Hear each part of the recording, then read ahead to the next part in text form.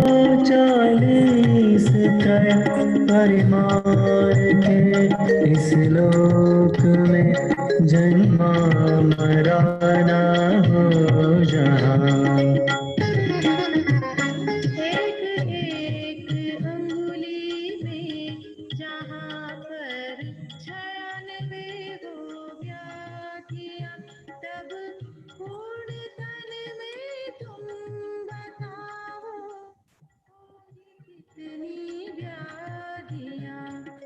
पूर्व भव में सहे परवश रोग विविध प्रकार के, पर सहोगे बहु भांति अब इससे अधिक हम। कलित मज्जा मांस मज्जित मलिन महिला उदर में, नव मास तक कई बार आत्म तू रहा है आज तक।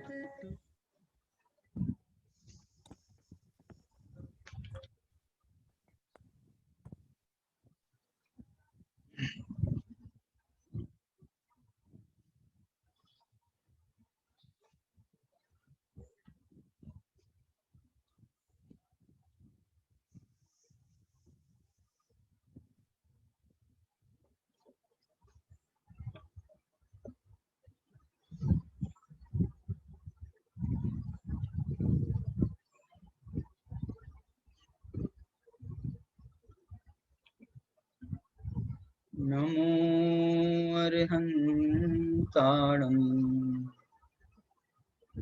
नमो सिद्धाणं नमो आयरीयाणं नमो वज्झायाणं नमो लोये सवसाहूणम्।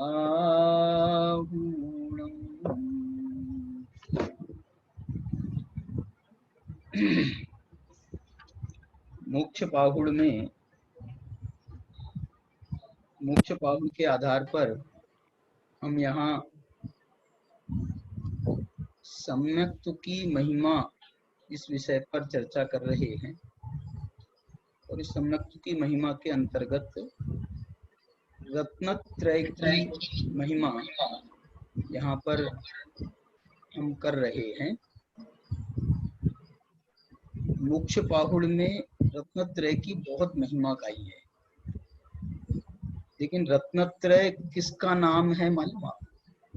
रत्नत्रय है सम्यक्त्व सहित जो सम्यक दर्शन है, जो ज्ञान है, जो चारित्र है, इसको रत्नत्रय कहा गया है। इसलिए जो है इसमें सम्यक्त्व जो है वो उस वस्तु का नाम है जो इन तीनों में व्याप्त है।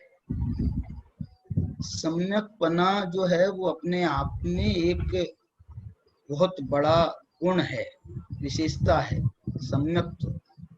और उस सम्यक्त्व का भी दो प्रकार का परिणमन होता है, मिथ्या परिणमन होता है और सम्यक परिणमन होता है सम्यक्त्व गुण का। मैं ये कहना चाहता हूँ कि ये हमको जो है सम्यक्त्व में और सम्यक दर्शन में, इन दोनों में थोड़ा सा हल्का सा अंतर करके चलना चाहिए। यद्यपि अनेक स्थलों पर जिनागम में ही दोनों को पर्यायवाची शब्द से भी अभिहित किया है, सम्यक्त्व कहो अथवा सम्यक दर्शन कहो, लेकिन आचार्य कुंद ने ही ये जो है ना सम्यक्त्व को और सम्यक दर्शन को वो अलग अलग प्रस्तुत करना चाहते हैं, ऐसा उनके अनेक वक्तव्यों में स्पष्ट हो रहा है। इसमें हमको यदि अनेकांत लगाना हो तो कथनचित इसमें एकता है, कथनचित इसमें अनेकता है, ऐसा भी करें तो हमको कोई आपत्ति नहीं है। क्योंकि देखो मैंने कल जो है अपने मनीष जी के उसके बाद भी जो है इस पर आपका ध्यान आकर्षित कराया था कि इसमें जो जब वो 4 प्रकार की आराधना की बात कर रहे हैं तो उन 4 प्रकार की आराधना के प्रकरण में उन्होंने देखो बताता हूं मैं आपको, 4 प्रकार की आराधना के प्रकरण में उन्होंने ये कहा था 49 नंबर की गाथा है शायद, हाँ देखो इसमें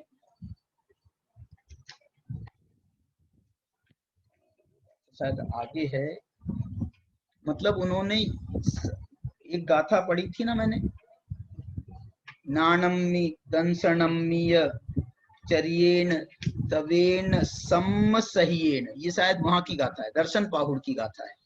दर्शन पाहुड़ की जो 30 नंबर की गाथा है, 32 नंबर की भी गाथा है और 30 नंबर की भी गाथा है। ये दोनों गाथाओं में उन्होंने ये 4 प्रयोग, 4 को का तो नाम दिया है, 4 प्रकार की आराधना, दर्शन आराधना, ज्ञान आराधना, चारित्र आराधना और तप आराधना। इन 4 प्रकार की आराधना का संयम के साथ में पालन करना चाहिए। ऐसा संयम को भी एक अलग उन्होंने स्थान दिया। संयम के साथ ज्ञान की आराधना, दर्शन की आराधना, चारित्र की आराधना और तप की आराधना, इसको संयम के साथ भी ऐसा उन्होंने 30 नंबर की गाथा में कहा था। नाणेन दंसेण यतवेन चर्येण संजम गुणेन चौहम्पि समायोगे मोक्षो जिन शासने दिक्षो। अब यहाँ पर 32 नंबर की गाथा में क्या कहा, यही 4, नाणम्मि दंसणम्मि तवेन चर्येण सम्मसह्येन।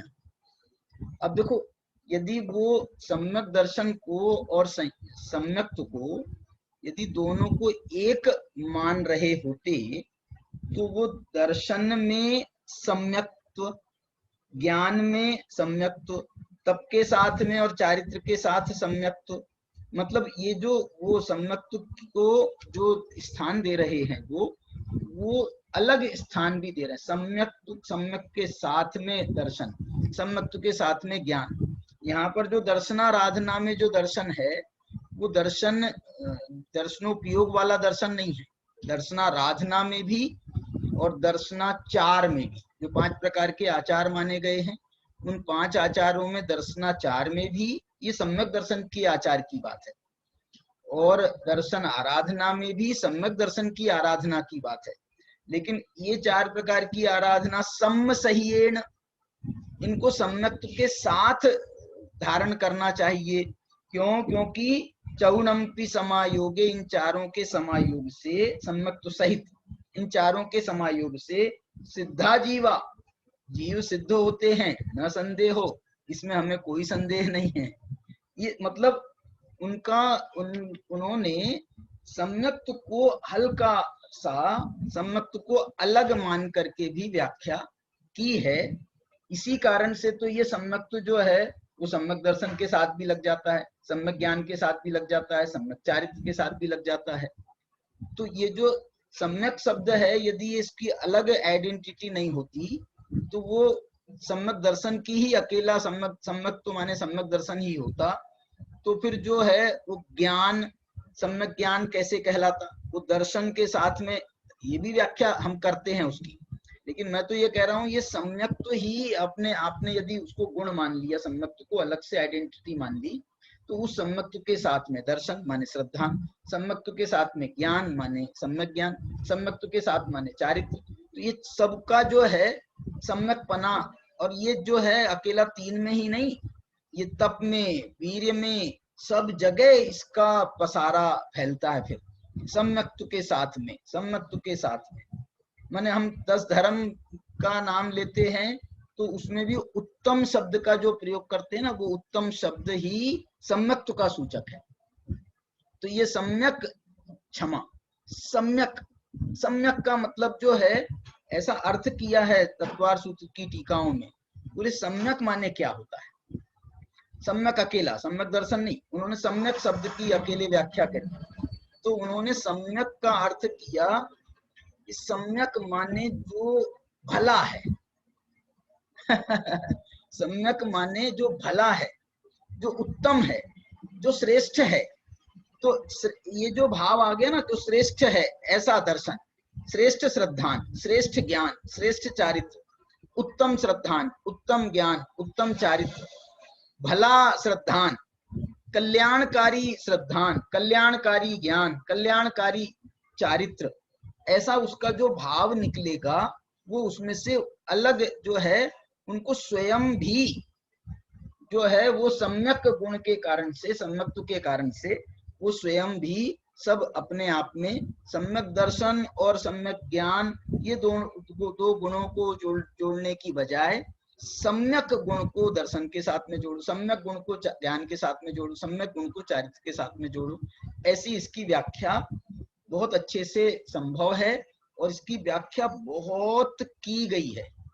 ये जो दर्शन पाहुड़ है ना, आप इस दृष्टि से भी एक बार इसका अवलोकन करना। 36 गाथाएं बहुत गाथाएं नहीं हैं, इसको आप जहां जहां उन्होंने सम्यक्त्व शब्द का प्रयोग किया है, आप वहां पर आप यदि ये वाला भाव सम्यक्त्व का घटाएंगे तो भी घट जाएगा सब जगह। हम सम्यक दर्शन के साथ में घटाते हैं, लेकिन यदि आप सम्यक्त्व से उसका भाव घटाएंगे तो भी वो उससे कार्य की सिद्धि। देखो, इसलिए मैं कहना चाहता हूँ, जैसे ऐसा भी कहता हूं मैं कि जैसे ये जो गुणस्थान है ना, चौथा गुणस्थान, इस चौथे गुणस्थान का नाम अविरत सम्यक दर्शन है या अविरत सम्यक्त्व है, चौथे गुणस्थान का नाम।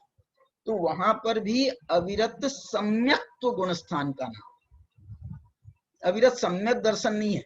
हाँ, अविरत सम्यक दृष्टि तो शायद मिल जाता है, अविरत सम्यक दृष्टि, चौथे गुणस्थान का नाम अविरत सम्यक दृष्टि भी मिल जाता है और अविरत सम्यक्त्व भी मिल जाता है। वैसे यहाँ पर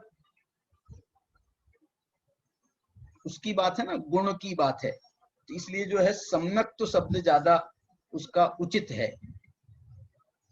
सम्यक दृष्टि कहने से तो फिर वो जो है जीव की बात हो जाएगी, तो जीव जैसे फिर आपको सही जगह घटाना पड़ेगा ना, संयता संयत, फिर आपका प्रमत्त संयत, अप्रमत्त संयत, तो जो है यहाँ पर वो भाव ग्रहित है और वो भाव को धारण करने वाला स्थान, उसका नाम गुणस्थान, उस भाव को धारण करने वाला जो जीव है उसको गुणस्थान का नाम प्राप्त होता है। इसलिए उस जीव को भी, इसलिए मिथ्या दृष्टि, मिथ्यात्व गुणस्थान, मिथ्या दृष्टि गुणस्थान भी, ऐसा भी प्रयोग मिलता है। तो वो जो है वहां जीव की मुख्यता से करेंगे तो वो ये आपको शब्द प्रयोग करने पड़ेंगे जीववाचक, और जहां पर भाव की प्रधानता से करेंगे तो वहां पर भाववाचक शब्दों का अविरत, जैसे पहला गुणस्थान क्या है तो मिथ्यात्व गुणस्थान, मिथ्यात्व गुणस्थान। दूसरा गुणस्थान क्या है, सासादन गुणस्थान। तीसरा गुणस्थान क्या है, वो ऐसा। और ये जो मैंने जो अपनी 14 गुणस्थानों की गाथा है ना, शायद गोमट सार में, मिच्छो, सासण, मित्सो, अविरद, सम्मोय, देखो आप सब भावात्मक हैं। मिच्छो माने मिथ्यात्व, सासण माने सासादन सम्यक्त्व, ऐसा पूरा नाम है उसका। तीसरा सम्यक मिथ्यात्व, चौथा अविरत सम्यक्त्व, पांचवा संयता संयत, माने ये भाव, संयमा संयम का जो भाव है, और ऐसा अविरत प्रमत्त विरत, अप्रमत्त विरत, ऐसे जो है वो नाम दिए गए हैं। और जैसे अमृत चंद्राचार्य ने जो 50 से 55 नंबर की गाथाओं में जब वहां पर गुणस्थान की चर्चा आई है तो वहां पर टीका में उन्होंने गुणस्थानों के नाम भी लिए हैं। मुझे ऐसा ख्याल है कि वहां पर उन्होंने जो गुणस्थान के नाम लिए हैं वो जीव की मुख्यता से नाम लिए हैं। उनके जो गुणस्थानों के नाम है वो थोड़ा देखने की बात है। वहां गुणस्थान, गुणों का जो स्थान, ऐसा जो जीव, उसको गुणस्थान कहा गया, ऐसा भी वहां आपको मिल जाएगा। चलिए, तो मैं इसको जो है ये बताना मैं चाह रहा हूं आपको कि इसको यदि ध्यान रखा जाए, और इसको आप और जगह भी देख सकते हो। अभी मेरे पास में एक प्रकरण और है जहां पर उन्होंने ये, मैंने एक बार आपको बोध पाहुड़ की गाथाएं बताई थी, बोध पाहुड़ की गाथाएं। बोध पाहुड़ में भी ये जो है ना, इस चार का नाम लिया था उन्होंने, नहीं बोध पाहुड़ नहीं, चारित्र पाहुड़, चारित्र पाहुड़ में देखो उन्होंने दूसरे नंबर की गाथा है चारित्र पाहुड़ की, नाणम दंसन सम्मम चारितम सोही कारणम तेसिम। जो ज्ञान को, दर्शन को, सम्मम को, सम्यक्त को, चारित्र को, सोही कारणम उनमें जो शुद्धि करने वाला है, सोही कारण उनमें जो शुद्धि करने वाला है, और जो मुख का आराधना, मुखाराहण है, जो मोक्ष की आराधना में हेतु भूत है, ऐसा जो चारित्र पाहुड़ है उसे मैं कहता हूं। तो ये उनकी दूसरी गाथा थी, नानम दंसन सम्मम चारित्रम सोहि कारणम तेसिम मुखाराहण हेउम चारित्रम पाहुड़म बोच्छे। मैं चारित्र पाहुड़ को कहता हूँ, ऐसे चारित्र पाहुड़ को कहता हूँ। तो यहाँ पर भी उन्होंने उसका अलग शब्द प्रयोग किया है। और देखो ये जो मंगलाचरण किया था ना उन्होंने इसी का चारित्र पाहुड़ का, वहां भी उन्होंने 4 विशेषण दिए थे भगवान की, अरहंत भगवान की। जो 4 गुण हम अनंत दर्शन, अनंत ज्ञान, अनंत सुख, अनंत वीर के नाम से जानते हैं, यहाँ पर उन्होंने वो 4 गुण दूसरे नाम से बताए थे। देखो 4 गुण कौन से बताए, सब्वण्णु, सव्वदंसी, सर्वज्ञ हैं, सर्वदर्शी हैं, निम्मोहा, एक निम्मोह ये विशेषण उन्होंने दिया, निर्मोह, और वीराय परमेठी। वीतराग अलग विशेषण दिया, निर्मोह अलग विशेषण दिया, सर्वदर्शी और सर्वदर्शी और सर्वज्ञानी, सवर्णु, ऐसे ये वंदित तिजग वंदा अरहंता भव्य जीवे ही। ऐसे अरहंत भगवान को जो त्रिजग से वंद्य हैं उनको मैं वंदना करता हूँ, जो त्रिजग से वंदनीय है उनकी मैं वंदितु, उनकी मैं वंदना करता हूँ। ऐसे करके उन्होंने वहां कहा था। मैं आपको एक शील पाहुड़ की जरूर गाथा बताना चाहता हूँ। शील पाहुड़ में आखिरी की एक गाथा है।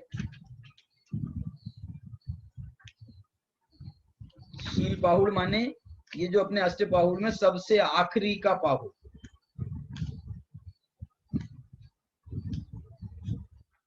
देखो ये 34 नंबर की गाथा है, 34 नंबर की। इस पाहुड़ में भी 40 गाथाएं हैं कुल। ये जो शील पाहुड़ है इसमें 40 गाथाएं हैं कुल। इसका जो है ये विशेष पाहुड़ है। इसमें शील पाहुड़ की 36 नंबर की गाथा में उन्होंने पंचाचारों के नाम दिए थे, पंचाचारों के नाम दिए। ये पंचाचारों के नाम में भी कुछ हल्का परिवर्तन है। देखो क्या पंचाचार के नाम दे रहे हैं, पंचाचार शब्द का प्रयोग भी कर रहे हैं।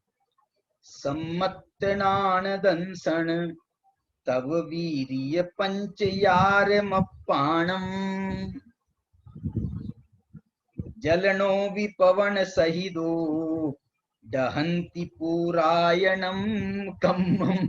ये पंचाचार कैसे हैं, जलनो भी पवन सहिदो, एक तो खुद ज्वलनशील है, खुद आग के समान है, और उसके बाद में यदि पवन के साथ में आग लगी हो जंगल में, और यदि फिर हवा और चल जाए, पानी नहीं गिर जाए, पानी गिर जाए तो जंगल की आग शांत भी हो जाती है, लेकिन यदि हवा चल जाए तो वो एक झाड़ से दूसरे झाड़, दूसरे झाड़ से तीसरे झाड़, और वो पूरा जंगल साफ हो जाएगा।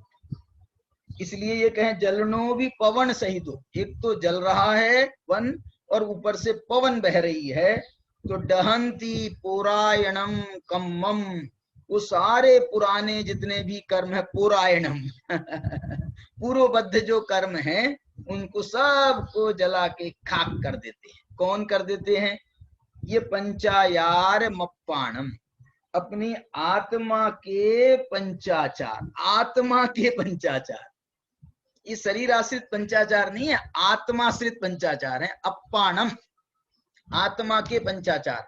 क्या नाम है पंचाचार के, बताओ आप, आपको जो नाम याद है बताओ। दर्शनाचार, ज्ञानाचार, चारित्राचार, तपाचार, वीर्याचार, ये 5 नाम है। मूलाचार में ये 5 नाम आते हैं। कुंद भगवान ने ये शील पाहुड़ में सम्मत्ताचार, एक पहला आचार जो दिया उनने सम्मत्ताचार, फिर दूसरा दिया नानाचार, तीसरा दिया दर्शनाचार, चौथा दिया तपाचार, पांचवा दिया वीर्याचार, पंचचार अप्पाणम, ऐसे पंचाचार बताए। ये पंचाचार हैं अप्पाणम आत्मा के। अब इसमें जो है क्या जुड़ गया और क्या छूट गया बताओ। इसमें जो है उन्होंने पंचाचार में दर्शनाचार तो रखा है, दर्शनाचार की जगह सम्यक्त्वाचार नहीं दिया। दर्शनाचार तो रखा है, ज्ञानाचार भी रखा है, और तपाचार्य भी रखा है, वीर्याचार्य भी रखा है। कौन सा आचार नहीं छूट गया? चारित्राचार छूट गया। लेकिन चारित्र की जगह पर उन्होंने सम्यक्त्वाचार रख दिया।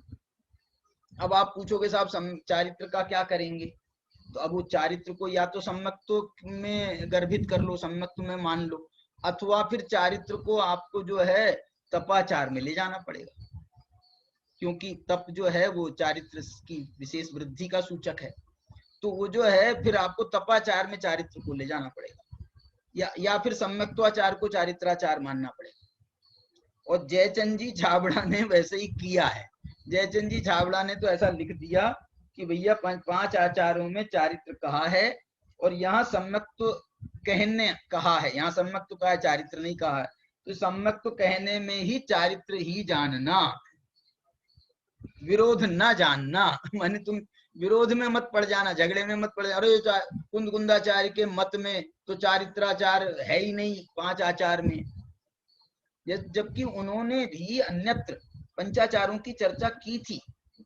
मैंने एक आध बार आपको सुनाया भी था, पंचाचारों की चर्चा की भी थी, वहां उन्होंने ही खुद दर्शनाचार भी लिया है। इसलिए जो है ना वो कुंदकुंदाचार्य जो है ना वो बहुत हमारी बुद्धि को बहुत रिजिड नहीं करना चाहते। वो ये कहते हैं ऐसे भी पंचाचार कहे जा सकते हैं, ऐसे भी पंचाचार कहे जा सकते हैं। इसलिए जो है ना आप जो इसमें आग्रही नहीं, तो आप इसमें लड़ने बैठ जाओ, इससे अपना एक मत बना लो। तो बोलते हैं हम ही ने कहा है वो भी, और ये भी हम ही ने कहा है। इसलिए जो है इसमें आप विरोध नहीं करो, आप इसमें स्यादवाद का इस्तेमाल कर लो, आप इसमें जो है झगड़े में नहीं पड़ो। मैं बोल रहा हूँ सम्यक दर्शन ज्ञान चारित्राणी मोक्ष मार्ग, तो इसमें हम कहते हैं ये रत्नत्रय का प्ररूपण है। मैं कह रहा हूं इसमें रत्नत्रय क्यों मानते हो आप चार नहीं मान सकते। सम्यक दर्शन ज्ञान और चारित्र, और आणी कहा है, चारित्राणी कहा है, आणी कहा है। ये आणी जो है ये त्रिवचन का सूचक नहीं है, आणी जो है ये बहुवचन का सूचक है। संस्कृत में एक वचन होता है, दो वचन होता है, और तीसरा होता है बहुवचन। अब बहुवचन में तीन कम से कम है, और उसके ऊपर जितने भी हैं वो सब बहुवचन है।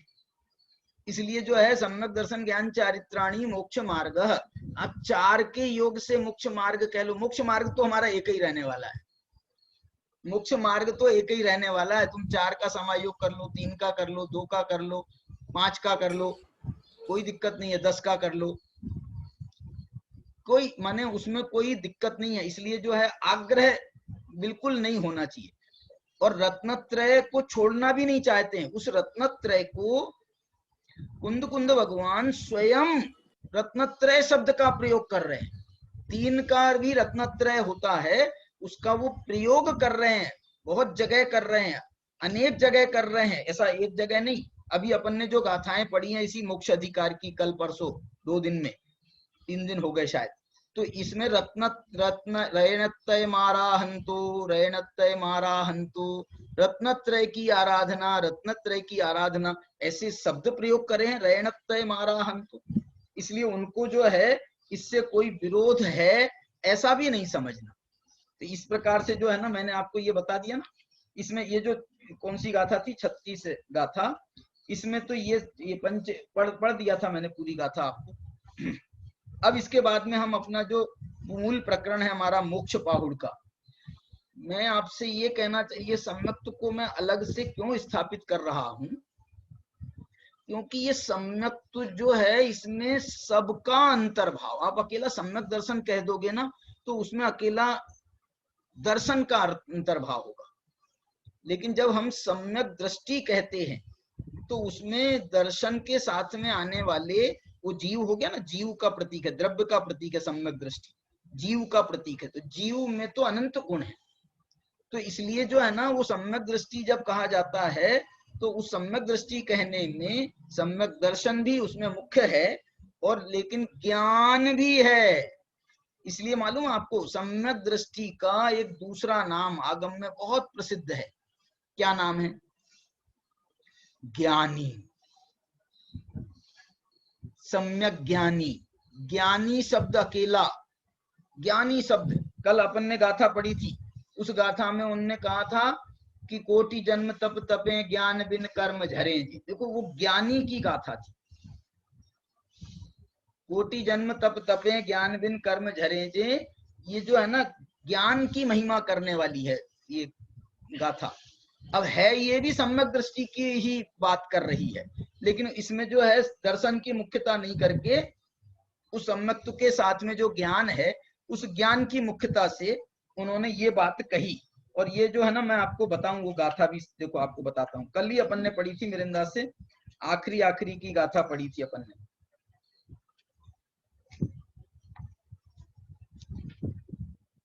53 नंबर की गाथा पढ़ी थी कल जो अपन ने गाथाएं पढ़ी थी उसकी सबसे पहली गाथा थी ये। उग्र तवे नन्नाणी उग्र तप से अज्ञानी जम कम्मम खवदि भवहि बहु एहि। जो कर्मों को नष्ट करता है ये भवई, भवई माने भवों में, बहु एहि बहुत भवों में, बहुत भवों में, अनेक जन्मों में, कोटि जन्म लिखे ना उन्होंने, इन्होंने लिखा है बहु एहि। अब बहुत का अर्थ तो फिर अब बहुत का अर्थ आप कुछ भी कर लो, बहुवचन है, दो से ज्यादा सब बहुवचन है, तो बहु एहि माने कोटि जन्म उन्होंने उसका अर्थ किया। तो दूसरी जगह कोटि शब्द का भी प्रयोग मिलता है। तो कोटि जन्म तप तपे ज्ञान भिन्न कर्म झरे जे तम नाणी तिहि गुप्तो ज्ञानी के छिन माहि त्रिगुप्तिते खवेई अंतो मुहुत्तेन। देखो दौलत राम जी ने कह दिया क्षण माही और ये क्षण भी जो है ना ये क्षण अंतर मुहूर्त ही है। अंतर मुहूर्त का मतलब कोई 48 मिनट का ही हो वही अंतर मुहूर्त नहीं है। ये जो हमारा एक क्षण है ना, क्षण एक जो हमारा एक सेकंड है, ये सेकंड में असंख्यात समय है, असंख्यात समय है, इसलिए ये भी एक अंतर मुहूर्त है।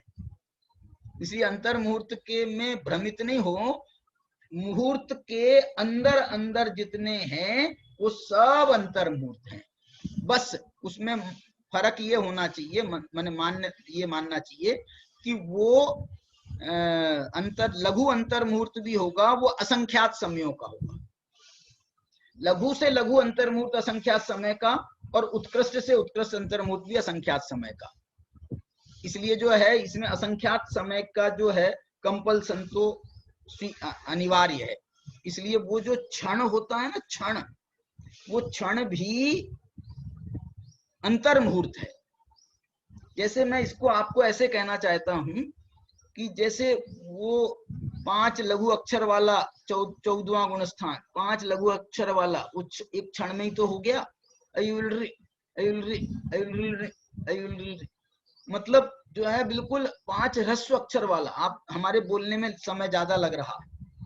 और 14वां गुण स्थान, ऐसे ही जो 12वां गुण स्थान है जिसमें पूरे घातिया कर्मों का नाश होता है, संपूर्ण नाश वाली जो अवस्था बनती है वो भी अंतर मुहूर्त में है। लेकिन उसका काल कितना है मालूम? सिर्फ 4 क्षुद्र भव वाला, 4 क्षुद्र भव, एक श्वास में 18 ये वो भव की कहानी है। 18 क्षुद्र भव होते हैं जिसमें से 4 क्षुद्र भव हैं सिर्फ 12वें गुण स्थान। 11वें गुण स्थान में 2 क्षुद्र भव हैं, वो सारा का सारा उपशम को प्राप्त हो जाता है। काम बहुत बड़ा होता है, इसलिए हमको ऐसा लगता है काम इतना बड़ा हुआ है तो कुछ समय तो लगा होगा। बोले नहीं काम बहुत बड़े होते हैं और समय कम होते हैं। गुणस्थान का ये नियम माना गया है कि ऊपर ऊपर के गुणस्थानों में विशुद्धि तो बढ़ती जाती है, अनंत गुणी विशुद्धि होती जाती है, और ये सारी अनंत गुणी विशुद्धि ऊपर ऊपर के गुणस्थानों में समय उसका घटता जाता है। समय माने असंख्यात में भाग होता जाता है, जितने कर्म की निर्जरा समझ लो हो रही है विशुद्धि के निमित्त से, तो वो विशुद्धि जो है, विशुद्धि तो बढ़ रही है अनंत गुणी, हर गुण स्थान में ऊपर ऊपर, और समय लग रहा है असंख्यात्मक भाग, समय कम होता जाता है और विशुद्धि अनंत गुणी होती जाती है। ये बड़े आश्चर्य की बात है। तो ये जो है ऐसे ही जो है 12वें गुण स्थान में बहुत थोड़ा समय, 14वें गुण स्थान में बहुत थोड़ा समय, बस उतने से समय में तो सब काम हो जाता है। घातिया कर्मों का नाश भी 12वें गुण स्थान के निमित्त से हो रहा है, तो उसमें भी इतना सा समय लग रहा। 14वां गुण स्थान जहां पर सब कर्मों का नाश हो रहा है, घातिया घातिया सब 85 प्रकृतियां, 148 प्रकृतियों का संपूर्ण नाश कहलाएगा, हो रहा है 85 प्रकृतियों का नाश, तो वो भी इतने से समय में। इसीलिए तो ये लिखा इन्होंने, ये तो बहुत स्थूल कथन कर रहे हैं। क्या स्थूल कथन कर रहे हैं कि कोटि जन्म तक उग्र तवेन अन्नानी अन्नानी जम कम्मम खवेई भवहि बहुएहि तमनानी तिहि बुत्तो अंतो मुहूर्तेन खवेई। वो ज्ञानी जो है वो अंतर मुहूर्त में ही उसका नाश कर देता है। ये सब महिमा, अब देखो मैं आपको ये कहना चाहता हूं, ये महिमा एक तरफ तो तप की महिमा है, ज्ञानी के तप की महिमा है। अब देखो ज्ञानी के तप की महिमा है, माने क्या, तप की महिमा अकेले होती तो वो तो अज्ञानी ने भी तप किया था और ये ज्ञानी ने भी तप किया, तप की अकेले महिमा होती तो वो दोनों को बराबर हो जाना था। लेकिन ये तप की महिमा अकेले नहीं है, ये ज्ञानी पने की महिमा है, ज्ञान की महिमा है, ये ज्ञान की कहो अथवा सम्यक्त्व की महिमा है, ये सम्यक्त्व की महिमा है। सम्यक्त्व जो है वो ज्ञान के साथ भी सम्यक्त्व जुड़ जाता है, चारित्र के साथ भी जुड़ जाता है, तप के साथ भी जुड़ जाता है। सम्यक्त्व, सम्यक्त्व का अर्थ क्या, तो मैंने आपको बताया, सम्यक्त्व का अर्थ है सच्चा। अब सच्चा श्रद्धान भी सच्चा है, सच्चा ज्ञान भी सच्चा है, सच्चा क्या बोलते हैं चारित्र भी सच्चा है, तप भी सच्चा है, आपको जहां लगाना है वो सबको सच्चा लगा, आराधना भी सच्ची वही है, आचार भी सच्चा वही है, धर्म भी सच्चे वही हैं। वो जो आपका संवर के कारण माने गए हैं ना, आश्रव निरोधा संवर और स गुप्ति समिति धर्म अनुप्रेक्षा परिचय जय चारित्र, तो वो जो है वहां पर सम्यक्त्व शब्द लगा हुआ है। क्यों? क्योंकि ये संवर है, संवर उसी का नाम है जो सम्यक्त्व के साथ होता है, सम्यक्त्व के साथ होता है, इसलिए सम्यक्त्व के साथ आश्रव का निरोध करना उसका ही नाम संवर है। सम्यक्त्व के साथ में फिर सगुप्ति, सम्यक्त्व के साथ में गुप्ति, सम्यक्त्व के साथ में समिति, सम्यक्त्व के साथ में अनुप्रेक्षा, सम्यक्त्व के साथ में धर्म, सम्यक्त्व के साथ में चारित्र, सब लगाना, समिति सगुप्ति समिति धर्म अनुप्रेक्षा परिचय जय, परिचय जय, ऐसे ही परिचय जय भी सच्चे होते हैं, सच्चे होते हैं और झूठे भी होते हैं। झूठे होते हैं किसके? मिथ्या दृष्टि के झूठे और सम्यक दृष्टि के सच्चे, सीधी सीधी सी व्याख्या है। इसलिए यहाँ पर जो है ये उन्होंने बहुत अच्छे से समझाया। अब देखो इस सम्यक्त्व को आचार्य भगवान जो हैं 58 नंबर की गाथा, 59 नंबर की गाथा, इस सब में अब वो सम्यक्त्व के साथ में देखो श्रद्धान में क्या गड़बड़ हो जाती है, सम्यक्त्व ना हो तो श्रद्धान में क्या गड़बड़ हो जाती है, सम्यक्त्व ना हो तो तप में क्या गड़बड़ हो जाती है, सम्यक्त्व ना हो तो जो है ना ज्ञान में क्या गड़बड़ हो जाती है, ये ऐसा सब समझा रहे हैं। देखो मैं आपको पढ़ता हूँ, ये 58 नंबर की गाथा देखो आप, पेज नंबर है इसमें 309, आपके कोई दूसरा नंबर भी हो तो कोई बात नहीं, गाथा 58 निकालो, मोक्ष पाहुड़ की। देखो सम्यक्त्व ना हो तो श्रद्धान के क्या स्वर होते हैं, अज्ञानी के क्या स्वर होते हैं। वो ये कह रहे हैं, अज्ञानी कहता है अचेनम पिचेदा, मूर्ख। अचेनम पिचेदा, सीधा कह रहा है ये जो अचेतन है ना वही चेतन है। क्या बोल रहा है तू, अचेतन भी बोलता जा रहा है और चेतन भी बोलता जा रहा है। बोले इसी का नाम तो मूर्खता है। ये जो शरीर है, ये शरीर अचेतन है, लेकिन वो जो अज्ञानी कहता है बस शरीर ही आत्मा है, इसका नाम है अचेतन ही चेतन है। अचेयनम पिचेदा, जो मन नई, ये श्रद्धान जो मानता है, जो मन नई सो हवे अन्नानी। देखो ये अब ये मिक्सिंग कर रहे हैं, कह रहे हैं जो मानता है वो अज्ञानी है। क्यों? क्योंकि उसमें उनको तो ये देखना है कि सम्यक तो नहीं है, वो ज्ञान हो अथवा श्रद्धान हो। वो मिथ्या है तो श्रद्धान मिथ्या है, तो मिथ्या है तो उस मिथ्या के साथ में ज्ञान भी मिथ्या है। इसलिए वो जो है ना मिक्सिंग के प्रयोग भी कर रहे हैं। नहीं तो यहाँ पर उनको कहना था जानी, मन्नई शब्द का प्रयोग कर रहे हैं वो। मन्नई माने जो ऐसा मानता है। सो हवेई अन्नानी, सो हवेई मिथ्या दृष्टि कहना था ना। बोलते फर्क क्या पड़ रहा है, एक ही बात है। अचेयनम पिचेदा, जो मन्नई सो हवेई अन्नानी, सो पुण्यनानी भणियो। और वही देखो ये भी समझना, वही अज्ञानी सो पुण्यनानी भणियो, बाद में उसी को ज्ञानी कहा गया है। जो मन्नई चेयने चेदा, जो चेतन में चेतना मानता है, चेतन में चेतना आत्मा मानता है, वो जो है वो ज्ञानी कहा गया है। देखो एक सेकंड तो लगता है अज्ञानी से ज्ञानी बनने में। अभी मान रहे थे आपकी शरीर आत्मा है, और अब मान रहे नहीं नहीं नहीं यार शरीर आत्मा नहीं है, शरीर आत्मा नहीं है। तो आत्मा क्या है? बोले आत्मा आत्मा है। शरीर से भिन्न आत्मा, वो मैं आत्मा हूं, वो मैं शुद्धात्मा हूं। बस इतना सा जो परिवर्तन है, श्रद्धान का परिवर्तन, उसका नाम सम्यक दर्शन है। ज्ञान का परिवर्तन, उसका नाम सम्यक ज्ञान है।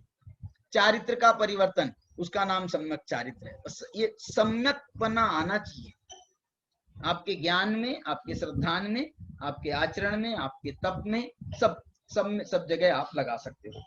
आगे और देखो, माने आप वो ये जो है ना सम्यक्त्व का प्रकरण कह रहे हो या रत्नत्रय का प्रकरण है, वो इसमें वो परस्पर मिक्सिंग कर रहे हैं। परस्पर मिक्सिंग कर रहे हैं माने वो ये बताते हैं कि दर्शन के बिना ज्ञान चारित्र मिथ्या है, ज्ञान के बिना दर्शन चारित्र मिथ्या है, चारित्र के बिना ज्ञान मिथ्या है, ऐसा कह रहे हैं वो। अब बोले आप चारित्र के बिना ज्ञान मिथ्या है माने क्या? ये सम्यक चारित्र के बिना, माने आपको वो सम्यक तो यदि रहेगा तो आपको ये सब जगह बात समझ में आ जाएगी। कल अपन ने गाथा पढ़ी थी, नानम चरित्रहीनम, नानम चरित्रहीनम उन्होंने पढ़ा था। ज्ञान चारित्रहीन ज्ञान वो मिथ्या है। तो चारित्रहीन ज्ञान मिथ्या कैसे है? क्योंकि वो मिथ्यात्व सहित है। मिथ्यात्व सहित चारित्रहीन ज्ञान वो मिथ्यात्व सहित कह लो, हाँ, मिथ्यात्व सहित चारित्रहीन ज्ञान जो कहा गया है ना, वो सम्यक चारित्र से हीन, मिथ्या चारित्री वाला जो मिथ्या चारित्री का जो ज्ञान है वो मिथ्या है, ऐसा कह करके उन्होंने उसकी निरर्थकता बताई थी। पीछे गाथा आई थी अपन ने, नानम चरित्रहीनम दंसन विहीन तवम भणियम, ऐसी गाथा थी। दर्शनहीन ज्ञान, ज्ञानहीन चारित्रहीन ज्ञान और दर्शन से हीन तप, ऐसा कहा गया था गाथाओं में। चलिए वो हो गई गाथा, पीछे आई थी इसमें नहीं, ये इसके पहले वाली हैं, इसके पहले वाली 57। अरे क्या बोल रहे हो? अब मैं कहाँ ढूंढ रहा हूँ पीछे। वाह कमाल हो गया सुदर्शन जी, इसके पहले वाली गाथा है। ये कह रही है नानम चरित्रहीनम, चारित्रहीन ज्ञान, दर्शनहीन तवे ही संयुक्तम, और तप कर रहे हो आप भाई साहब लेकिन दर्शन से हीन हो। अन्येषु भाव रहियम, और अन्य भी जो आपकी क्रियाएं हैं भाव रहित। लिंग गहनेन किम सुखम, आचार्य कह रहे हैं ऐसा लिंग धारण करके तुझे क्या सुख मिला। लिंग गहनेन किम सुखम, लिंग धारण करके तुझे क्या सुख मिला।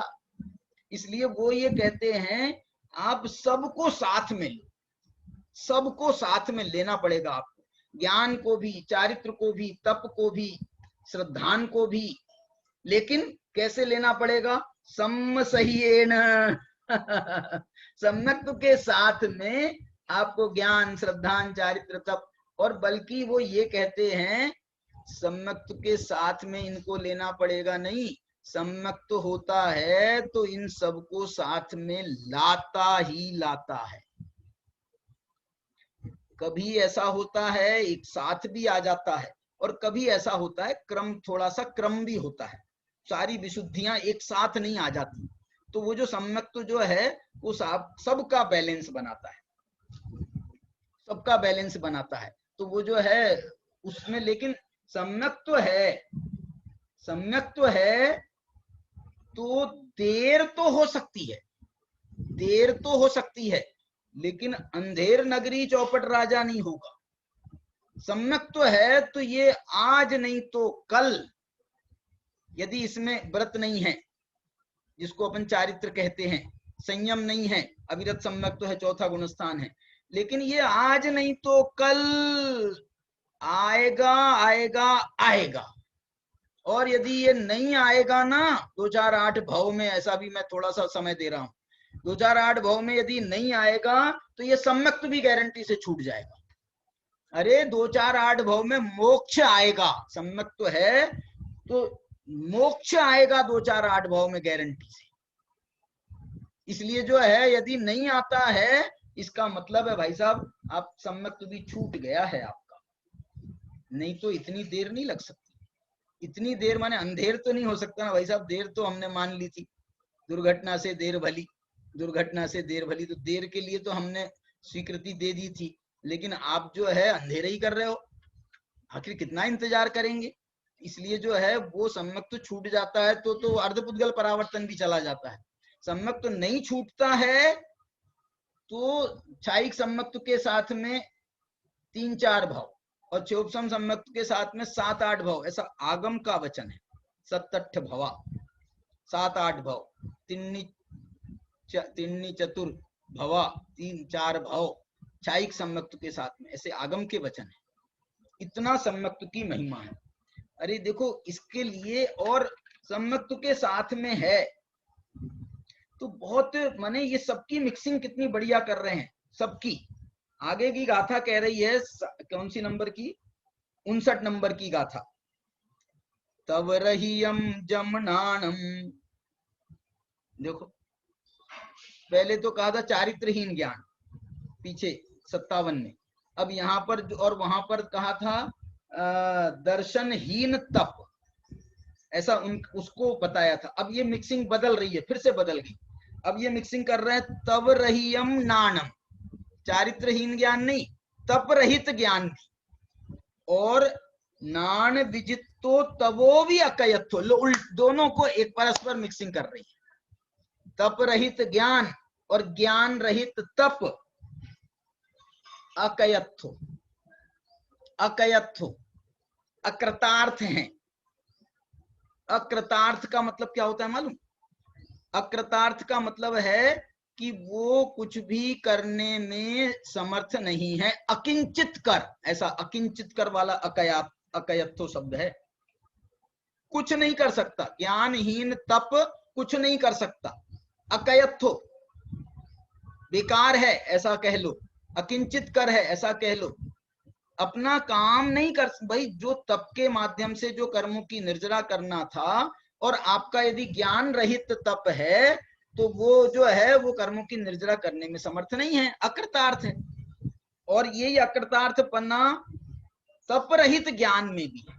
आप ये कहो कि ज्ञान अकेले से हमारा सिद्धि हो जाएगी, तो ज्ञान अकेले से भी सिद्धि नहीं होगी। वो ज्ञान अकेले से कहें भी ना कभी हम, तो उस ज्ञान में ये सब दर्शन ज्ञान चारित्र का समावेश समझना, सम्यक्त्व का समावेश समझना, यदि अकेला ज्ञान भी कहा जाए कभी, ज्ञान मात्रा देव बंध निरोध है, ज्ञान मात्रा देव बंध निरोध, तो वो जो ज्ञान है वो सम्यक ज्ञान है, सम्यक्त्व सहित ज्ञान है। सम्यक तो है, सम्यक तो सहित ज्ञान है, माने सम्यक तो में सबका अंतर्भाव था, और इसमें वो ज्ञान से, वो जो है श्रद्धान से सहित है, वो ज्ञान से सहित है, वो चारित्र से सहित है, वो तप से सहित है, वो सबसे सहित है। ये देखो यहाँ एकदम स्पष्ट लिख रहा है, तप रहित ज्ञान अकृतार्थ है, और नान विजितो तवो भी अकयत्थो, और ज्ञान से रहित तप भी अकृतार्थ है। तो ऊपर में आप ये लगा लेना, ऊपर में भी जैसे उन्होंने कहा था नानम चरित्रहीनम, तो ये वहां भी लगा लो, चरित्रहीनम नानम च, ज्ञान रहित चारित्र, चारित्र रहित ज्ञान, और ज्ञान रहित चारित्र। ऐसे ही दर्शन रहित तप, तो तप रहित ज्ञान, तप रहित दर्शन, तप रहित दर्शन भी वो कार्यकारी नहीं, कार्यकारी नहीं है, माने वो उसको हत्थी स्नान के संज्ञा दी थी ना, हत्थी के स्नान की संज्ञा दी थी। सम्यक दृष्टि के लिए भी कहा कि यदि तप तेरे जीवन में नहीं है, चारित्र तेरे जीवन में नहीं है, तो तू जो है हाथी के स्नान करने के समान है। स्नान तो किया है तूने, लेकिन अब तू फिर जाकर के कीचड़ में लिपटेगा, और फिर नहाने आ जाएगा, और फिर कीचड़ में लिपटेगा, फिर नहाने आ जाएगा। इसको हस्ती के स्नान के समान उसको संज्ञा दी है। माने कार्यकारी पना कहें या जो पूर्णता वाली बात है, पूर्णता की प्राप्ति, तो ये सबके साथ में ही चहुर्नम्पि समायोगे, सबके चारों के समायोग में ही वो मोक्षो दिठ्ठदे, मोक्ष का दर्शन होता है। तो ये देखो ये क्या लिख रहे हैं, तवरय्यम जमनानम नान विजितो तवो भी अकयत्थो तम्हानान तवेनम। अब आखिर में उन्होंने उस दोनों की संधि करा दी, तम्हानान तवेनम, इसलिए ज्ञान और तप इनसे संयुक्तो लहई निब्बाणम, इन दोनों से जो सहित होता है वो निर्वाण को प्राप्त हो जाता है। माने वास्तव में ये कहना, इसमें थोड़ा सा ये भी आप गर्भित कर सकते हो कि निर्वाण होता है तब तो ये सब का समायोग होता ही होता है, लेकिन उसके पहले भी तो मोक्ष मार्ग की अवस्था है ना। मोक्ष के पहले भी तो मोक्ष मार्ग की 10 गुण स्थान है, 4 से लेके 14, 11 गुण स्थान है मोक्ष मार्ग के। तो वहां पर यदि ये सबका समायोग और बराबरी का समायोग हो जाता तो मोक्ष हो जाता चौथे गुण स्थान में। चौथा गुण स्थान ही ये बता रहा है कि भैया यहाँ पर देखो, श्रद्धा में तो पूर्णता हुई है, श्रद्धा में तो एक प्रकार से पूर्णता हुई है, लेकिन अभी ज्ञान अपूर्ण है। ज्ञान तो 13वें में पूर्ण होगा, चारित्र अभी अपूर्ण है, चारित्र तो वहां जाकर के पूरा होगा, 12वें गुण स्थान में पूरा होगा। व्यवहार से कह रहा हूं, व्यवहार से चारित्र को जो है महाव्रत की संज्ञा, चारित्र को महाव्रत की संज्ञा 6ठे 7वें गुण स्थान में होगी, अनुव्रत की संज्ञा 5वें गुण स्थान में होगी, सम्यक्त्वाचरण की संज्ञा 4थे गुण स्थान में हो जाएगी। तो ऐसे जो हैं इनकी आपको ये, लेकिन निर्वाण जब होगा तो आप समझ लो वहां पर सब जितने मोक्ष मार्ग के आपके धर्म के रत्न थे वो सारे के सारे पूर्णता को प्राप्त होंगे, तब जाकर के वो पूर्णता को प्राप्त होंगे, और पूर्णता को प्राप्त होंगे माने इसी का नाम निर्वाण है। देखो एक बात और बहुत अच्छी लिख रही, देखो आचार्य भगवान जो है ना अपनी प्रस्तुति को कभी कभी उसका जो है ना उसका सौंदर्य निखारने के लिए उसमें कोई ऐसे उदाहरणों का प्रयोग करते हैं, कोई चीज ऐसी ले आते हैं जिससे जो है उनकी बात का जो वजन है वो 100 गुना बढ़ जाता है। बोले साहब हमको थोड़ा सा उदाहरण दे करके समझाओ, तो वो बता रहे हैं, देखो 60 नंबर की गाथा देखो आप। भुव सिद्धि तिथ्यरो, तीर्थंकर भगवान का स्मरण कर करके अपनी बात को समझा रहे हैं, तीर्थंकर भगवान का स्मरण करके बोलते हैं तीर्थंकरों को भी जो ध्रुव सिद्धि होती है, ध्रुव सिद्धि माने नित्य जो सिद्धत्व की प्राप्ति, जो तीर्थंकरों को भी सदा सदा काल के लिए जो सिद्धत्व की प्राप्ति होती है वो कब होती है? चौनान जुदो चार ज्ञान से संयुक्त हों। मतलब ये चार ज्ञान से संयुक्त कौन होता है? ये चार ज्ञान से संयुक्त होते हैं गणधर परमात्मा। तो देखो, एक तरफ तीर्थंकर परमात्मा को भी याद कर रहे हैं और गणधर परमात्मा को भी याद कर रहे हैं। गणधर परमात्मा को याद नहीं कर रहे। ये चार ज्ञान कब होते हैं? तीर्थंकरों को कब होते हैं? तीर्थंकरों को दीक्षा लेने के पहले समय में ही चार ज्ञान उत्पन्न हो जाते हैं। तीन ज्ञान तो जन्म से लेके आते हैं तीर्थंकर। अवधि ज्ञान जन्म से लेकर के आते हैं, जन्म से। तीर्थंकरों के का अवधि ज्ञान जो है ना, वो कौन सा है बताओ? भव प्रत्यय है कि चोपसम निमित्तक है? तो तीर्थंकरों का अवधि ज्ञान भव प्रत्यय माना गया है। भव प्रत्यय, जैसे वो देव और नारकियों को भव प्रत्यय अवधि ज्ञान होता है ना, भव प्रत्यय, वो ऐसा भव प्रत्यय अवधि ज्ञान तीर्थंकरों का भी माना गया। इसको भव प्रत्यय का क्यों? अरे तीर्थंकर के भव में पैदा हो रहे हैं, तीर्थंकर की पर्याय में पैदा हो रहे हैं, तो इनके तीन ज्ञान तो जन्म से होंगे ही होंगे। और जब इनका पुनर्जन्म होगा, तीर्थंकरों का पुनर्जन्म कहाँ होता है? अरे दीक्षा लेने के बाद में पुनर्जन्म कहा है ना।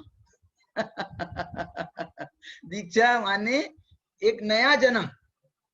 दीक्षा का नाम क्या है? नाम उसका द्विजन्मा कहा जाता है मुनिराज को। द्विजन्मा माने एक बार तो माता के पेट में जन्मे थे और दूसरी बार ये गुरु के जो है सानिध्य में इनका जन्म हुआ है, पीछी कमंडल के साथ में। जब पीछी कमंडल गुरु ने दिए है ना, तो इनको द्विजन्मा कहा जाता है। द्विजन्मा कहा जाता है इसी कारण से, मालूम, ये प्रयोग भी किया जाता है, सर्वथा नहीं माना गया है, लेकिन ऐसा प्रयोग किया जाता है। उनका नाम भी बदल देते हैं। दीक्षा लेने के बाद में जो है ना, तुम्हारा पुराना कुछ भी जरा सा अंश भी ना रहे पूर्व भाव का, जरा सी याद नहीं रहे उसकी पूर्व भाव की, इसलिए जो है ना तुम्हारा नाम भी बदल दिया, ताकि तुमको जो है ना अब वो पुरानी यादें, अब नाम भी धीरे धीरे धीरे लोग भूल जाएंगे। अब नाम जो है वो विद्याधर से विद्यासागर नाम पड़ गया। नाम उनका नाम था विद्याधर। बोलो अब कौन जानता है कि ये विद्याधर हैं? ये विद्याधर हैं। विद्याधर कोई नहीं जानता है, सब कहते हैं विद्यासागर है। क्यों? क्योंकि नाम बदल गया। ये क्यों नाम बदला? क्योंकि जन्म दूसरा हुआ है, द्विजन्मा। और ये दूसरे जन्म में चार ज्ञान। तीर्थंकर के पहले जन्म में तीन ज्ञान, पहले जन्म में माने माता के पेट से जब आए थे, और बाद में जब उनने स्वयं दीक्षा ली थी, क्योंकि उनको तो कोई गुरु दीक्षा देते नहीं है तीर्थंकरों को, वो स्वयं दीक्षित होते हैं। तो जैसे ही वो स्वयं दीक्षित हुए तो चार ज्ञान लेकर के दीक्षित होते हैं। चार ज्ञान के साथ उनका दीक्षा कल्याणक मनाया जाता है, चार ज्ञान के साथ। देखो, ध्रुव सिद्धि तिथयरो चौनान जुदो, चार ज्ञान से सहित करे तब यर्णम। अरे वो तीर्थंकरों को ध्रुव सिद्धि है। ध्रुव सिद्धि का मतलब विरध है उनको, माने वो मोक्ष जाने वाले हैं, गारंटी से निश्चित है उनकी सिद्धि, लेकिन फिर भी उनको चार ज्ञान से सहित होना पड़ता है। तब यर्णम, तपस्चरण भी करना पड़ता है।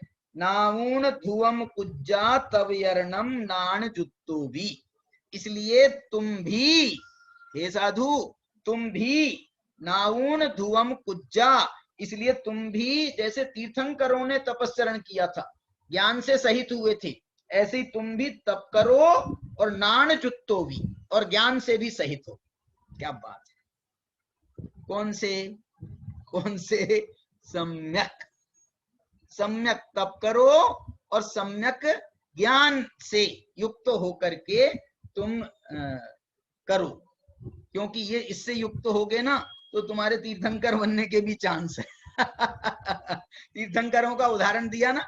उदाहरण क्यों दिया है हमारे को तीर्थंकरों का? उदाहरण इसलिए दिया है कि यदि तुम्हारे को थोड़ा सा देखो, एक कभी कभी जो है ना, एक इनने कहा है, टोडरमल जी ने, उन्होंने कहा है कि धर्म का भी लोभ पैदा करा, धर्म का भी लोभ, धर्म लोभी जनों को, मैंने कभी कभी वो धर्म के लिए भी हमको लोभ, बल्कि और ऐसा भी लिखा टोडरमल जी ने, एक कषाय को दबाने के लिए दूसरी कषाय मैंने एक श्रृंखला चल रही ना किसी कषाय की, तो अब वो कषाय जो है वो रूप उसका बिगड़ता जा रहा है, तो एक दूसरी कषाय पैदा करा करके भी यदि उस कषाय को शांत करते हैं, ये भी एक उपाय है, ये कोई सम्यक नहीं है। एक कषाय पैदा करा कि दूसरी कषाय पैदा कराना, उत्पन्न नष्ट करना, ये कोई सम्यक नहीं है, लेकिन ये प्रारंभिक अवस्था में ऐसे भी प्रयोग करने पड़ते हैं। तो यहाँ पर समझ लो तीर्थंकरों का उदाहरण दे करके हमसे कह रहे हैं नाऊन धुवम कुज्जा, इसलिए हे साधु तुम भी, अब साधु को कह रहे हैं तो आप अपने लिए भी समझ लेना, क्या समझ लेना भाई, साधु अपनी अवस्था के अनुसार करेंगे, तुम अपनी अवस्था के अनुसार जितना कर सको उतना तो करो, तुम भी धुवम कुज्जा तब यर्णम, तुम भी तपस्चरण करो। सुनो, आप बोलोगे साहब तपस्चरण करने का तो उनको ही कहा गया है, मुनियों को, किसने कहा, किसने कहा? ये जो श्रावक के सट आवश्यक है ना भाई साहब, इसमें भी तप है, देव पूजा, गुरुपास्ति, स्वाध्याय, संयमस, आगे बोलो, तपह, तपह दानम चेती गृहस्थानाम षटकर्माणि दिने दिने। इसलिए ये जो है ना सम्यक पूजा, सम्यक गुरु की उपासना, सम्यक स्वाध्याय, सम्यक संयम, सम्यक तप और सम्यक दान, ये सम्यक शब्द तो आपको सब जगह लगाना ही लगाना है, सम्यक तो आपका रहना ही रहना है, इसलिए वो आप करो, सम्यक तपस्चरण करो, नान जुत्तो भी, और ज्ञान भी करो, क्योंकि सबके समायोग से ही निर्वाण की प्राप्ति होगी। आपने यदि एक को भी गौण किया तो ना, देखो एक को भी आपने गौण किया या अथवा अरुचि दिखाई, अरुचि दिखाना ये बहुत बड़ा अपराध है, अरुचि दिखाना ये मिथ्यात्व का सूचक है। इसलिए जो है ना अरुचि, आप अपनी कमजोरी तो बता सकते हो, आप अरुचि बताने का अधिकार नहीं है आपको। क्या बोला? आप अपनी कमजोरी बता सकते हो कि भैया मैं इतना नहीं कर सकता, जम सक्कई तम की रही, तो आचार्य भगवान ने भी कह दिया जो तेरे को संभव वो कर, लेकिन अरुचि बताने का अधिकार नहीं है। इसका मतलब है तू जो नहीं कर सकता है भले ही मत कर, लेकिन तमच सद्दहनम, लेकिन तेरे को उसका भी श्रद्धान तो होना ही चाहिए, उसकी तेरे को रुचि होना चाहिए। रुचि शब्द का प्रयोग आया था, रुचि शब्द का प्रयोग आया था कि तुझे यदि रुचता नहीं है, शिवने विना रुचई, ऐसा गाथा आई थी, यदि स्वप्न में भी तेरे को यदि वो रुचती नहीं है ना, जो जिन मुद्दा, जिनेंद्र भगवान की जो मुद्रा है वो यदि तेरे को स्वप्न में भी रुचती नहीं है, तो ये समझ ले तू गच्छन्ति भव गहने, तू अनंत भवों के गहन वन में प्रवेश कर जाएगा।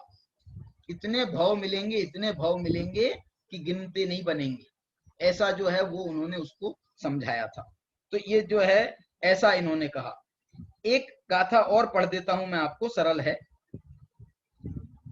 बाहिर लिंगेण जुदो, हे साधु तुम बाह्य लिंग से तो युक्त हो ही, बाहिर लिंगेण जुदो, आप तो बाहिर लिंग तो आपने धारण किया ही है, लेकिन अभ्यंतर लिंग रहिय परियम्मो, लेकिन यदि तुम अभ्यंतर लिंग से रहित हो, जैसे लिंग में ऐसी परियम्मो, परियम्मो का मतलब है और जो तुम्हारे जितने भी 28 मूल गुण हैं, तो वो 28 मूल गुण को आपने द्रव्य से तो स्वीकार कर लिया, लेकिन यदि अभ्यंतर लिंग परिहीनो, यदि अभ्यंतर भाव से रहित हो तो सोसग चरित भट्टो, तो आप अपने स्वचारित्र से भ्रष्ट कहलाओगे, भ्रष्ट हो।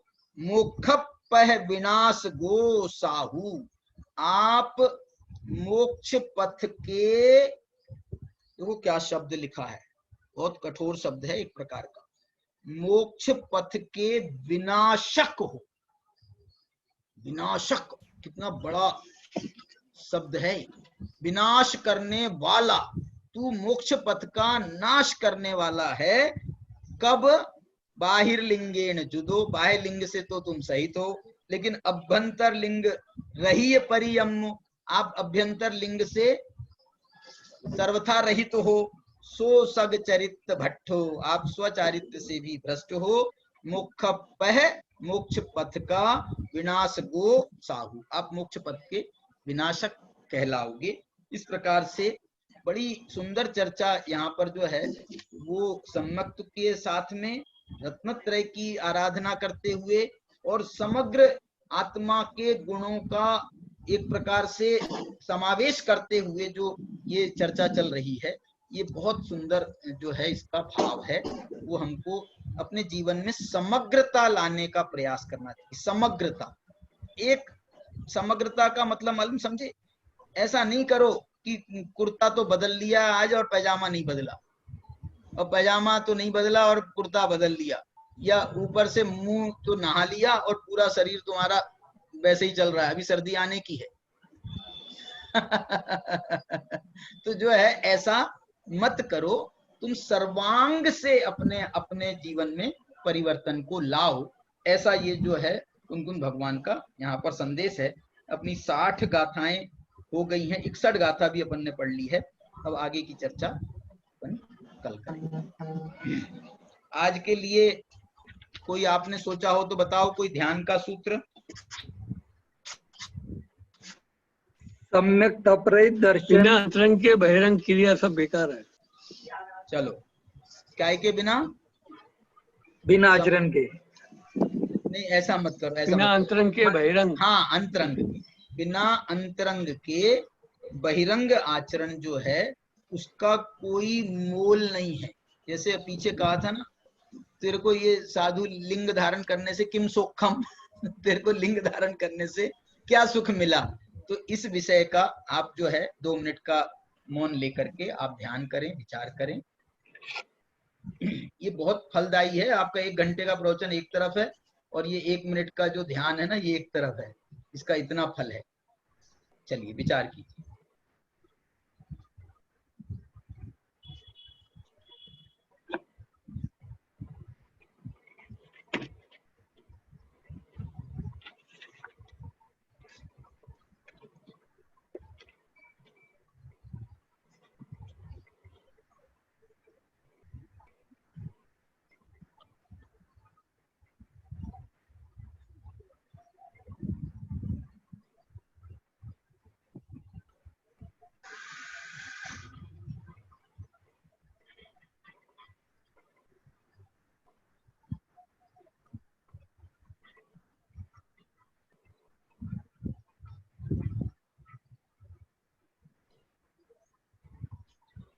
जिनवाणी स्तुति के लिए जिनेंद्र अर्चना निकाल लीजिए। इसकी जो है अपनी अगली भक्ति, अपन शास्त्र भक्ति जो है पेज नंबर 322 पर है, और ये अपन ने पहले भी की है। बड़ी बहुत प्यारी भक्ति है, भागचंद जी की है। महिमा है अगम जिनागम की, महिमा है, महिमा है अगम जिनागम की, महिमा है। महिमा है अगम जिनागम की, महिमा है, महिमा है अगम जिनागम की, महिमा है। जाहि सुनत जड़ भिन्न पिछानी, जाहि सुनत जड़ भिन्न पिछानी, हम चिन्ह मूर्ति आत्म की, महिमा है, हम चिन्ह मूर्ति आत्म की, महिमा है। महिमा है अगम जिनागम की, महिमा है। रागादिक दुख कारण जाने, रागादिक दुख कारण जाने, त्याग बुद्धि दीनी भ्रम की महिमा है।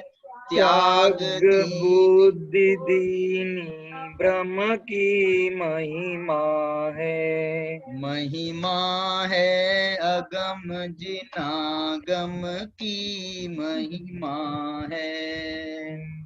महिमा है अगम जिनागम की महिमा है।